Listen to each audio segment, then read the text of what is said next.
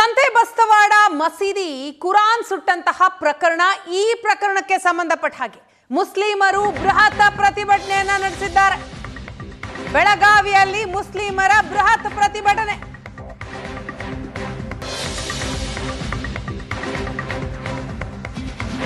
ಪ್ರತಿಭಟನೆಯಲ್ಲಿ ಸಾವಿರಾರು ಮುಸ್ಲಿಮರು ಭಾಗಿಯಾಗಿದ್ದಾರೆ.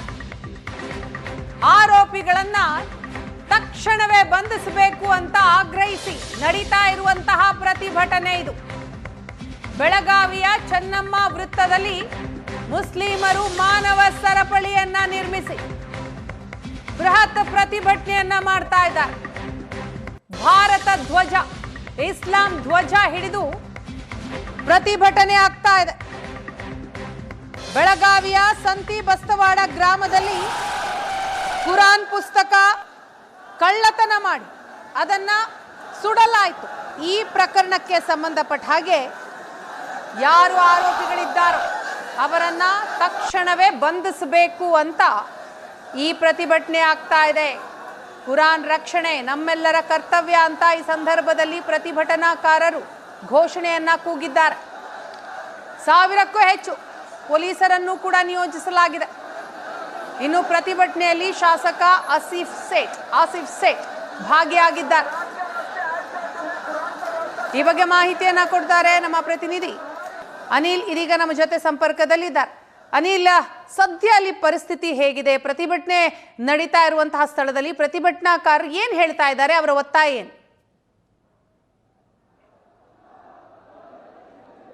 ಹೌದು ವೀನಾ, 4 ದಿನಗಳ ಹಿಂದಷ್ಟೇ ಬೆಳಗಾವಿ ತಾಲೂಕಿನ ಸಂತಿ ಬಸ್ತವಾಡ ಗ್ರಾಮದಲ್ಲಿ ಮಸೀದಿ ಏನು ಕಟ್ಟಡ ನಿರ್ಮಾಣ ಹಂತದಲ್ಲಿದ್ದಂತಹ ಮಸೀದಿಯ ಕೆಳ ಮಹಡಿಯಲ್ಲಿ ಕುರಾನ್ ಪುಸ್ತಕ ಇತ್ತು. ಆ ಕುರಾನ್ ಪುಸ್ತಕವನ್ನು ಬೆಳಗಿನ ಜಾವ ಹೊತ್ತೊಯ್ದು ಕಿಡಿಗೇಡಿಗಳು ಅದನ್ನು ಮಸೀದಿಯ ಅನತಿ ದೂರದಲ್ಲಿ ಒಂದು ಖಾಸಗಿ ಜಮೀನಿನಲ್ಲಿ ಸುಟ್ಟು ಹಾಕಿರುವಂಥದ್ದು. ಹೀಗಾಗಿ ಈ ಘಟನೆಯನ್ನು ಖಂಡಿಸಿ ಹಾಗೂ ಆರೋಪಿಗಳನ್ನು ಬಂಧಿಸಬೇಕು ಅಂತೇಳಿ ಆಗ್ರಹಿಸಿ ಇವತ್ತು ಬೆಳಗಾವಿ ಜಿಲ್ಲೆ ಎಲ್ಲ ಮುಸ್ಲಿಂ ಬಾಂಧವರು ಇವತ್ತು ಬೆಳಗಾವಿಯ ಚೆನ್ನಮ್ಮ ವೃತ್ತದಲ್ಲಿ ಕೂಡ ಏನು ಪ್ರತಿಭಟನೆ ನಡೆಸಿದ್ದಾರೆ. ನೀವು ದೃಶ್ಯದಲ್ಲಿ ಕೂಡ ನೋಡ್ತಿರುವಂಥದ್ದು. ಬೆಳಗಾವಿ ನಗರ ಸಂತಿ ಬಸ್ತವಾಡ ಸೇರಿದಂತೆ ಈ ಜಿಲ್ಲೆಯ ವಿವಿಧ ಭಾಗಗಳಿಂದ ಮುಸ್ಲಿಂ ಸಮಾಜದ ಯುವಕರು ಬಂದಿರುವಂಥದ್ದು. ಭಾರತ ಧ್ವಜ ಹಾಗೂ ಇಸ್ಲಾಂ ಧ್ವಜವನ್ನು ಹಿಡಿದುಕೊಂಡು ಪ್ರತಿಭಟನೆಯನ್ನು ಮಾಡ್ತಿರುವಂಥದ್ದು. ಅದರಲ್ಲೂ ಪ್ರಮುಖವಾಗಿ 3 ದಿನಗಳ ಹಿಂದಷ್ಟೇ ಇದೇ ಚೆನ್ನಮ್ಮ ವೃತ್ತದಲ್ಲಿ ಸುಮಾರು 100 ಯುವಕರು ಕೂಡ ಪ್ರತಿಭಟನೆಯನ್ನು ಮಾಡಿದ್ರು. ಅವಾಗ ಪೊಲೀಸರು ಅವರಿಗೆ ಭರವಸೆಯನ್ನು ಕೊಟ್ಟಿದ್ರು, ನಾವು 3 ದಿನಗಳ ಒಳಗಾಗಿ ಆರೋಪಿಗಳನ್ನ ಬಂಧಿಸ್ತೀವಿ ಅಂತ ಹೇಳಿದ್ರು. ಇಲ್ಲಾಂದ್ರೆ ನೀವು ಪ್ರತಿಭಟನೆಯನ್ನು ಮುಂದುವರಿಸಿ ಅಂತ ಹೇಳಿ ನಗರ ಪೊಲೀಸ್ ಆಯುಕ್ತ ಎಡಾ ಮಾರ್ಟಿನ್ ಹಾಗೂ ಶಾಸಕ ಆಸಿಫ್ ಸೇಠ್ ಕೂಡ ಮುಸ್ಲಿಂ ಯುವಕರಿಗೆ ಭರವಸೆಯನ್ನು ಕೊಟ್ಟಿದ್ರು. ಆದರೆ 3 ಬಿಟ್ಟು 4 ದಿನ ಕಳೆದರೂ ಕೂಡ ಆರೋಪಿಗಳು ಇನ್ನೂ ಬಂಧನ ಆಗಿಲ್ಲ. ಹೀಗಾಗಿ ಸಹಜವಾಗಿ ಮುಸ್ಲಿಂ ಸಮಾಜದಲ್ಲಿ ಆಕ್ರೋಶ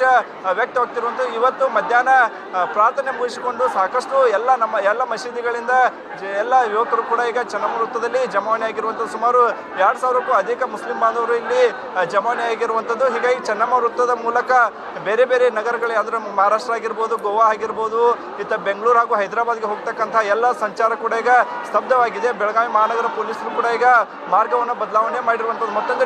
ಒಂದೆಡೆ ಚೆನ್ನಮ್ಮ ವೃತ್ತದಲ್ಲಿ ಸಾವಿರಾರು ಸಂಖ್ಯೆಯಲ್ಲಿ ಇತ್ತ ಮುಸ್ಲಿಂ ಸಮಾಜದ ಯುವಕರು ಜಮಾವಣೆಗೊಂಡ್ರೆ, ಮತ್ತೊಂದೆಡೆ ಬೆಳಗಾವಿ ಜಿಲ್ಲಾಧಿಕಾರಿ ಕಚೇರಿಯಲ್ಲಿ ಆಸಿಫ್ ಸೇಠ್ ನೇತೃತ್ವದಲ್ಲಿ ಸಭೆ ಕೂಡ ಆಗ್ತಿರುವಂಥದ್ದು. ಆ ಸಭೆಯಲ್ಲಿ ಬೆಳಗಾವಿ ಜಿಲ್ಲಾಧಿಕಾರಿ ಮೊಹಮ್ಮದ್ ರೋಷನ್, ಬೆಳಗಾವಿ ನಗರ ಪೊಲೀಸ್ ಆಯುಕ್ತ ಎಡಾ ಮಾರ್ಟಿನ್ ಸೇರಿದಂತೆ ಸಾಕಷ್ಟು ಅಧಿಕಾರಿಗಳು ಕೂಡ ಪಾಲ್ಗೊಂಡಿರುವಂಥದ್ದು. ಈವರೆಗೂ ಪ್ರಕರಣ ಸಂಬಂಧಪಟ್ಟಂಗೆ ಆದಂತಹ ಎಲ್ಲ ಬೆಳವಣಿಗೆಗಳ ಬಗ್ಗೆ ಕೂಡ ಚರ್ಚೆ ಆಗ್ತಿರುವಂಥದ್ದು. ಆದರೆ ಆರೋಪಿಗಳನ್ನ ಬಂಧಿಸುವವರೆಗೂ ನಾವು ಇಲ್ಲಿಂದ ಕದುವುದಿಲ್ಲ ಅಂತೇಳಿ ಈಗ ಯುವಕರು ಕೂಡ ಪಟ್ಟು ಹಿಡಿದು ಕುಂತಿರುವಂಥದ್ದು. ಹೀಗಾಗಿ ಮುಂಜಾಗ್ರತಾ ಕ್ರಮವಾಗಿ ಈಗಾಗಲೇ 4-5ಕ್ಕೂ ಅಧಿಕ KSRP ತುಕಡಿಗಳು ಕೂಡ ಇಲ್ಲಿ ಇರುವಂಥದ್ದು. ಅದರ ಜೊತೆಗೇ ನಗರ ಪೊಲೀಸ್ ಆಯುಕ್ತ ಎಡಾ ಮಾರ್ಟಿನ್ ನೇತೃತ್ವದಲ್ಲಿ ಕೂಡ 2000ಕ್ಕೂ ಅಧಿಕ ಪೊಲೀಸರ ನಿಯೋಜನೆ ಕೂಡ ಈಗ ಚೆನ್ನಮ್ಮ ವೃತ್ತದಲ್ಲಿ ಮಾಡಿರುವಂಥದ್ದು. ಶಾಂತ ರೀತಿಯ ಪ್ರತಿಭಟನೆಯನ್ನು ಮಾಡಬೇಕು ಅಂತೇಳಿ ಈಗಾಗಲೇ ನಿನ್ನೆ ಅಷ್ಟೇ ಶಾಂತಿ ಸಭೆಯನ್ನು ಕೂಡ ನಗರ ಪೊಲೀಸರು ಕೂಡ ಮಾಡಿದ್ರು. ಈಗ ಬೆಳಿಗ್ಗೆ 6ರಿಂದ ಸಂಜೆ ರಾತ್ರಿ 12 ಗಂಟೆವರೆಗೂ ಕೂಡ ಇಲ್ಲಿ ನಿಷೇಧಾಜ್ಞೆ ಇದೆ. ನಿಷೇಧಾಜ್ಞೆ ಇದ್ದರೂ ಕೂಡ ಮುಂಚೆನೇ ನಾವು ಪ್ರತಿಭಟನೆಯನ್ನು ಮಾಡ್ತಾ ಇದ್ದೀವಿ, ನೀವು ಬೇಕು ಅಂತೇಳಿ ನಮ್ಮ ಪ್ರತಿಭಟನೆ ಹತ್ತಕ್ಕೆ ನಿಷೇಧಾಜ್ಞೆ ಹೇರಿದ್ದೀರಿ ಅಂತೇಳಿ ಆಕ್ರೋಶ ವ್ಯಕ್ತಪಡಿಸುವ ಜೊತೆಗೆ ಈಗ ಮತ್ತೆ ಚೆನ್ನಮ್ಮ ವೃತ್ತಕ್ಕೆ ಬಂದು ಎಲ್ಲ ಸಮಾಜದ ಯುವಕರು ಈಗ ಪ್ರತಿಭಟನೆಗಳಿರುವಂಥದ್ದು.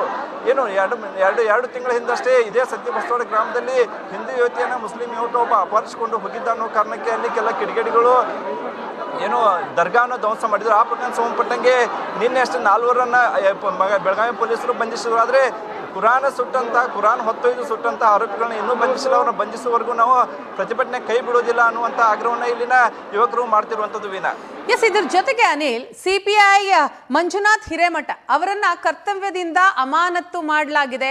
ಸೊ ಈ ಬಗ್ಗೆ ಇನ್ಫಾರ್ಮೇಶನ್ ಕೂಡ ಕೊಟ್ಟರು ಕೂಡ ಪ್ರತಿಭಟನಾಕಾರರಿಗೆ. ಅವರು ಯಾರು ಈ ಕೃತ್ಯ ಮಾಡಿದ್ದಾರೋ ಅವರನ್ನೇ ಬಂಧಿಸಬೇಕು ಅನ್ನುವಂತಹ ಹಠ ಹಿಡಿದಿದ್ದಾರೆ. ಯಾರ ಮೇಲಾದರೂ ಅನುಮಾನವನ್ನ ವ್ಯಕ್ತಪಡಿಸಲಾಗ್ತಾ ಇದೆಯಾ ಈ ಸಂದರ್ಭದಲ್ಲಿ?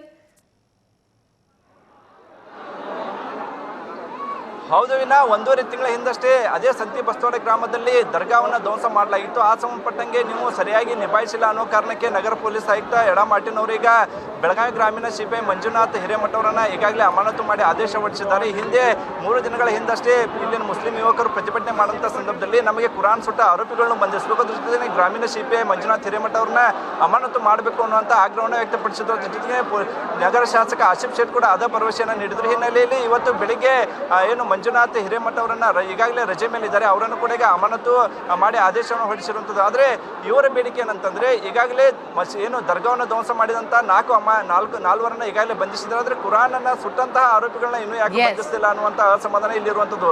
ಈ ಎಲ್ಲಾ ಪ್ರಕರಣ ಈ ಒಂದ್ ಕಡೆ ದರ್ಗಾವನ್ನು ಧ್ವಂಸಗೊಳಿಸಿದ ಆರೋಪಿಗಳನ್ನು ಕೂಡ ಸರಿಯಾಗಿ ನೀವು ಬೇಗ ಬಂಧಿಸಿಲ್ಲ, ಆ ಕಾರಣಕ್ಕೆ ಈಗಾಗಲೇ ನೀವು ಕರ್ತವ್ಯ ಸರಿಯಾಗಿ ನಿಭಾಯಿಸಿಲ್ಲ ಅನ್ನೋ ಕಾರಣಕ್ಕೆ ಮಂಜುನಾಥ್ ಹಿರೇಮಠನ ಅಮಾನತು ಮಾಡಲಾಗಿದೆ. ಆದರೆ ಈಗ ಕುರಾನ್ ಸುಟ್ಟಂತ ಪ್ರಕರಣದಲ್ಲೂ ಕೂಡ ಇನ್ನೂವರೆಗೂ ಆರೋಪಿ ಬಂಧಿಸಿಲ್ಲ. ಹೀಗಾಗಿ ಅವರನ್ನ ಬಂಧಿಸುವವರೆಗೂ ನಾವು ಪ್ರತಿಭಟನೆ ನಿಲ್ಲಿಸೋದಿಲ್ಲ ಅನ್ನುವಂತಹ ಆಗ್ರಹವನ್ನ ಇಲ್ಲಿನ ಯುವಕರು ಮಾಡ್ತಿರುವಂತದ್ದು. Veena, yes, thank you Anil ತಮ್ಮೆಲ್ಲ ಡೀಟೇಲ್ಸ್ಗಾಗಿ.